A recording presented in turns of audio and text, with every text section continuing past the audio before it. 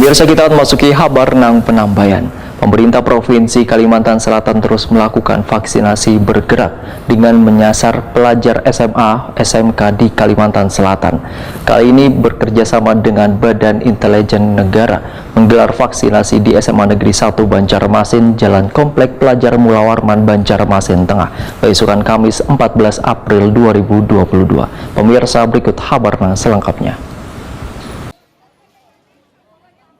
Pemerintah Provinsi Kalimantan Selatan terus melakukan vaksinasi bergerak dengan menyasar pelajar SMA, SMK di Kalimantan Selatan. Kali ini bekerjasama dengan Badan Intelijen Negara menggelar vaksinasi bagi pelajar di SMA Negeri 1 Banjarmasin, Jalan Komplek Pelajar Mula Warman, Banjarmasin Tengah, besokan Kamis 14 April 2022. Gubernur Kalimantan Selatan Sabri Nur Waitakuni Prima TV usai memantau jalannya pelaksanaan vaksinasi memudahkan, sangat mengapresiasi Badan Intelijen Negara dan Satuan Pendidikan di Kalimantan Selatan yang telah turut berpartisipasi dalam menurunkan angka COVID-19 karena vaksinasi ini menjadi salah satu cara untuk mendapatkan kekebalan tubuh. Sabri Nur meminta pada warga di Banua agar tetap menerapkan protokol kesehatan di tengah masih belum hilangnya pandemi COVID-19 ini. Alhamdulillah hari ini ya kita vaksinasi setelah kita beberapa kali keliling ke Kalimantan Selatan karena vaksinasi Ramadan bergerak yang semuanya atas arahan dan yang kita untuk mengejar kekurangan dan saat beliau vaksin kedua kita masih 49,9% dan hari ini sudah 69, hampir 70% untuk vaksin yang kedua. Alhamdulillah ini berkat kerjasama kita semua, termasuk hari ini dari Badan Intelijen Negara turun bersama-sama kita untuk melakukan gerakan vaksinasi Ramadan bergerak untuk menciptakan kekebalan kepada rakyat Benua menghadapi COVID-19.